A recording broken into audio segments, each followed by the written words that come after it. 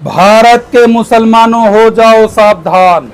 NRC और CA पर सरकार का क्या नया आदेश आया है और इसकी क्या तारीख निकल कर आई है। आज क्यों पूरे भारत के में सीए और एनआरसी को लेकर खबरें बहुत तेजी से चल रही है। क्या है पूरा मामला, एक एक कर बताएंगे। आखिर क्यों 24,000 लोगों को सरकार ने सीए के अंदर आते हुए उनको नागरिकता दे दी है। क्या है पूरा मामला, एक एक कर आज की वीडियो में समझेंगे। लेकिन वीडियो शुरू करने से पहले आप लोगों से गुजारिश है कि वीडियो को कहीं भी बिल्कुल स्किप मत करिएगा, पूरा वॉच करिएगा, क्योंकि ये इंफॉर्मेशन आप लोगों के लिए बहुत ज़्यादा महत्वपूर्ण है। तो चलिए वीडियो को स्टार्ट करते हैं बिना किसी देरी के। तो सबसे पहले आप सभी को आदाब, सलाम, नमस्कार। दोस्तों, जैसा कि आप सभी को मालूम है, आज पूरे भारत में एसआईआर चल रहा है। 13 राज्यों में एसआईआर पूरा हो गया है और 5 राज्यों में अभी चल रहा है, यानी टोटल 18 राज्यों में एसआईआर का फॉर्म भरा जा चुका है और बाकी रहे 10 राज्य। वो 10 राज्य भी, जब ये 5 राज्य पूरा हो जाएगा एसआईआर का, तो सरकार उन 10 राज्यों में एसआईआर करने जा रही है और जगह जगहों पर क्या कहते मकान सर्वे कराया जा रहा है और क्या कहते जनगणना भी लाया जा रहा है। सरकार की तरफ से लोगों का जनगणना भी साथ ही साथ कराया जा रहा है, ताकि सरकार को ये मालूम चल सके कि नागरिकता का असल हकदार कौन है। जब ये 28 राज्यों में एसआईआर पूरा हो जाएगा, जनगणना की प्रक्रियाएं पूरी हो जाएगी, उसके बाद सरकार सीधे एनआरसी लाएगी। एनआरसी सीधे सरकार लाने जा रही है। इसका पूरा मूड मोदी सरकार ने बना ली है कि जैसे ही एसआईआर की प्रक्रियाएं पूरी होती है, उसके बाद सीधा एनआरसी लाया जाएगा। एसआईआर क्यों पहले लाया है, इसके पीछे भी एक खेल है दोस्तों। एसआईआर से सरकार ये मालूम कर रही है कौन से राज्य में कितने मुसलमान है और किन मुसलमानों के पास कितना दस्तावेज है और कहाँ के मुसलमानों को ज्यादा एनआरसी में हम निकाल सकते हैं। इसी सब को लेकर सरकार एसआईआर करवा रही है। आज अगर हम देखें कोलकाता के हाई कोर्ट ने 24,000 लोगों को सीए के अंतर्गत नागरिकता दे दी है, यानी ये लोग हिंदुस्तान वासी हैं। और कुछ लोगों को जिनके पास पूरा डॉक्यूमेंट्स नहीं है, उनको क्या कहते हैं कोलकाता हाई कोर्ट ने नागरिकता देने से इनकार कर दिया और उसे बांग्लादेशी, पाकिस्तानी बताकर उन्हें बाहर कर दिया और कुछ लोगों को इंडिया से भगाया भी जा रहा है। इसी सब के खबर को लेकर मैं आपके सामने हाजिर हूँ। तो वीडियो पूरा वॉच करिएगा, कहीं भी बिल्कुल भी स्किप नहीं करना है, क्योंकि आज की वीडियो बहुत इंफॉर्मेटिव है आप लोगों के लिए। तो दोस्तों, जो सबसे बड़ी खबर निकल कर आ रही है, एक शख्स का याचिका सुनते हुए हाई कोर्ट कोलकाता ने कहा कि ये शख्स की नागरिकता हम नहीं दे सकते, क्योंकि इसके पास सिर्फ आधार कार्ड, पैन कार्ड, पासपोर्ट है। ये हिंदुस्तान की नागरिकता साबित नहीं करती, क्योंकि आधार सिर्फ एक पहचान है और क्या कहते हैं पैन कार्ड भी सिर्फ एक बैंक की पहचान के लिए बनाया गया है। पासपोर्ट देश विदेश जाने के लिए बनाया जाता है, लेकिन इसके दादा परदादा बाप की जो चेन जुड़ी हुई है वो हमें कहीं से नहीं मिल रही है। दोस्तों, आप ये मत सोचिए कि एनआरसी नहीं आने वाला है, एनआरसी बिल्कुल आएगा। इसलिए आप लोग अभी से ही इसकी तैयारी शुरू कर दे, क्योंकि जब एनआरसी लागू हो तो उस वक्त आनन फानन में बहुत सारे ऐसे डॉक्यूमेंट्स होंगे जो आपको बहुत ज़्यादा काम आने वाला है। उस समय में सरकार अगर आपसे डॉक्यूमेंट्स मांगेगी, अगर आप कहीं नया बनाने जाइएगा तो उस वक्त इशू नहीं होने वाला है। अगर कहीं नाम चेंज कराने भी जाइएगा तो उसमें भी टाइम लगता है, उसकी भी प्रक्रिया बहुत ज़्यादा लंबी होती है। हो सकता है उस टाइम में उस सिस्टम को सरकार बंद कर दे, नाम चेंज, स्पेलिंग चेंज करना बंद कर दे, क्योंकि आप जानते हैं कि गुवाहाटी हाई कोर्ट में एक अमीनुल साहब का एक याचिका दाखिल हुई थी, जिसमें हाई कोर्ट ने सुनवाई करते हुए कहा कि हम इसे नागरिकता नहीं दे सकते, क्यों नहीं नागरिकता दे सकते? जबकि अमीनुल साहब के पास 15 डॉक्यूमेंट्स थे। उसके पास आधार कार्ड हो या पैन कार्ड हो या पासपोर्ट हो या जमीन के कागजात हो या बाप दादा परदादा के कागजात हो, सब उनके पास मौजूद था, सब उनके पास मौजूद था। हालांकि 1955 एक्ट के तहत जो सरकार एनआरसी करेगी वो भी कागजात उनके पास मौजूद था, लेकिन हाई कोर्ट ने उन्हें नागरिकता देने से इनकार कर दिया। आखिर हाई कोर्ट ने ऐसा क्यों करा? तो दरअसल बात यह है दोस्तों कि नागरिकता देने से पहले हाई कोर्ट ने उसके पूरे कागजात को देखा और सब में उनके नाम में स्पेलिंग मिस्टेक थी, जिनके वजह से हाई कोर्ट ने उन्हें नागरिकता देने से इनकार कर दिया। अभी अमीनुल साहब बहुत घबराए हुए हैं और बहुत बेचैन है। जगह जगह पर जाकर वो अपने नाम की स्पेलिंग सही करवा रहे हैं, लेकिन बहुत जगहों से उन्हें, बहुत जगह ऐसी है जहां उनके नाम की स्पेलिंग सही नहीं करी जा रही है और उन्हें क्या कहते घुसपैठिया भी बहुत से लोग उन्हें कह रहे हैं।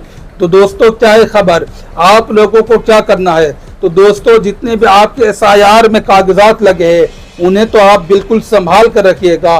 और 1981 में जो एनआरसी हुआ था, आपके दादा परदादा बाप के जो भी कागजात है उसे जमा करें और जमा करने के बाद उसमें आप देखें कि कहीं पर नाम में कोई मिस्टेक तो नहीं गए, आपके फादर के नाम में कहीं मिस्टेक ना हो, आपके दादा परदादा के नाम में तो कहीं मिस्टेक ना हो, आपका नाम आधार कार्ड में एमडी हो और पैन कार्ड में आपका पूरा मोहम्मद लिखा हो, या आपके जन्म प्रमाण पत्र में कुछ नाम और हो, या आपके राशन कार्ड में कुछ नाम और हो, या आपके जमीन के जो कागजात है उसमें नाम कुछ और हो। जितना पैसा लगे आप पैसा लगाकर इसे जल्द अज जल्द आप सही कर ले, क्योंकि जब एनआरसी आएगा तो सरकार जो देखेगी वो चयन देखेगी, आपके नाम की स्पेलिंग देखेगी, क्या देखेगी, आपका जो चयन है वो आपके दादा परदादा तक जा रही है कि नहीं।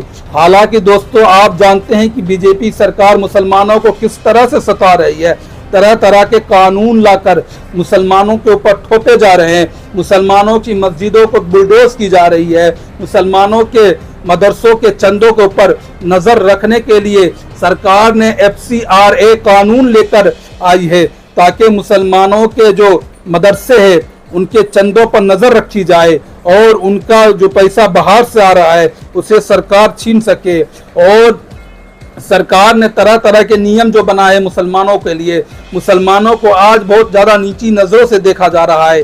हालांकि मुसलमानों का हक भी इस मुल्क में बराबर का हक है, इसमें कोई नहीं शक है कि मुसलमान भी आज़ादी के टाइम में बहुत आगे चढ़ बढ़कर हिस्सा लिए थे और अंग्रेजों को भगाने में मुसलमान का बहुत बड़ा हाथ था।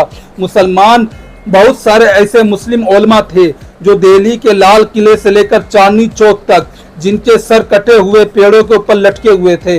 बहुत सारे ऐसे मुस्लिम उलमा थे जिन्होंने अपनी कुर्बानी दी थी। आप जानते हैं कि आज लेकिन मुसलमानों का हक इस मुल्क से छीना जा रहा है। इसलिए आप लोगों से मेरी गुजारिश है कि जितना जल्द हो सके अपने कागजात को पुख्ता करे। और मैं एक बात और ऐड करना चाहूँगा, आपकी जो मस्जिद है या आपके जो मदरसे है उनके कागजात को भी सही करे, उनको संभाल कर रखे, ताकि सरकार आपके उस मस्जिद को भी बुलडोज ना कर दे, आपके मस्जिद के ऊपर क्या कहते हैं बुलडोजर ना चला दे। तो आप अपनी मस्जिद की हिफाजत करें, जहां तक हो सके सब डॉक्यूमेंट्स जो भी है आपके वक्फ के अंदर, अगर आपकी मस्जिद रजिस्टर्ड है तो वो कागजात को आप संभाल कर रखें और मस्जिद की कमेटियों तक ये वीडियो जरूर शेयर करें, ताकि उनको पता चल सके कि मस्जिद की हिफाजत कैसे करनी है। और मस्जिद के जो भी रजिस्ट्री खतियान खतौनी जो भी है सब पेपर को आप संभाल कर रखें। और जहां अगर वो रजिस्टर्ड नहीं है वक्फ में, तो आप हो सके तो उसे वक्फ में रजिस्टर्ड करें, ताकि आपके मस्जिद और मदरसे की हिफाजत हो सके, ताकि आने वाले समय में अगर कोई भी शख्स उस पर दावा कर दे कि यहाँ पर मंदिर था, यहाँ पे फला चीज था, वहाँ पर फला चीज था, तो कोर्ट डायरेक्ट आदेश ना दे दे कि इसे तोड़ा जाए, इसे बुलडोज किया जाए। आप जैसा कि देख रहे हैं कि MP के एक मस्जिद को तो अभी जस्ट उसको तोड़ा गया और उसे हाई कोर्ट ने क्या कहते हैं हिंदुओं के पक्ष में फैसला सुनाई है और कहा यहाँ पे मंदिर था, मुसलमानों को यहाँ से निकाला जाए, बल्कि यहाँ पर पूजा पाठ होगा। तो आप लोग अपनी मस्जिदों की हिफाजत करें, आप लोग अपनी खुद की हिफाजत करें, मुसलमान को जहाँ तक हो सके बचे। नए नए कानून जो सरकार बना रही है आपको फंसाने के लिए, आपको बाहर निकालने के लिए, दोस्तों जहाँ तक हो सके आप अपने आप को मजबूत बना के रखें और सीना चौड़ा करके चले। और ये डर के मत चले कि हम मुसलमान है, बल्कि सीना चौड़ा करके चले कि हाँ हम मुस्लिम है, हाँ हम मुस्लिम है। और जितने भी तमाम मुसलमान है सब एकजुट होकर, कोई अकीदा ना सुन्नी देवबंदी बरेलवी, कोई अकीदा नहीं, बल्कि एक साथ होकर कानून के दायरे में रहकर, इंडियन कॉन्स्टिट्यूशन के दायरे में रहकर कानूनी लड़ाई लड़े, ना के रोडों पर आकर पत्थर चलाए, ना के लाठी चलाए। इस तरह का कोई भी उल्लंघन ना करे भारत सरकार का, बल्कि आपके अगर मस्जिद के ऊपर या आपके ऊपर कोई भी ऐसा कानून आता है तो आप उसे जितना कानून के दायरे में रहकर उसे लड़िएगा उतना अच्छा आपके लिए भी होगा।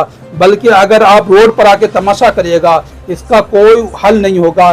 जैसा कि आप जानते हैं कि अभी जंतर मंतर पर हमारे जुनेद भाई ने प्रोटेस्टर को खाना खिला रहे थे, पानी पिला रहे थे, ये तो नेक काम है हालांकि, लेकिन उस पर किस तरह का दबाव डाला गया सरकार की तरफ से, सिर्फ एक मुसलमान होने की वजह से, क्योंकि उनके चेहरे पर दाढ़ी थी अल्हम्दुलिल्लाह और उनके सर पर टोपी थी और लोगों को वो खाना पानी पिला रहे थे। इस वजह से जो है ना सरकार उनके घर वालों को जेल में डाला, उनके माँ बाप को जेल में डाला और उनके बहनोई को कुछ लोगों ने पैसा देकर उल्टा उसके खिलाफ गवाही दिलवाई कि ये तो घुसपैठिया है। तरह तरह के लोगों ने उनके ऊपर बातें की। लेकिन आज हम मुसलमानों को चाहिए कि एकजुट हो, एक मुट्ठी में बंद हो और अकीदाओं को छोड़कर आप अपने हक की लड़ाई लड़े, कानून के दायरे में रह के लड़े। तो अगर आपको वीडियो अच्छी लगी हो तो प्लीज़ एक लाइक और कमेंट में अपना नाम ज़रूर लिखिएगा। अगर आप फेसबुक पर देख रहे हैं तो इसे फॉलो ज़रूर करिएगा। अगर यूट्यूब पर देख रहे हैं तो सब्सक्राइब करना हरगिज़ ना भूलिएगा। मिलते हैं फिर अगली वीडियो में, जब तक के लिए आप सभी को मेरी तरफ से जय हिंद।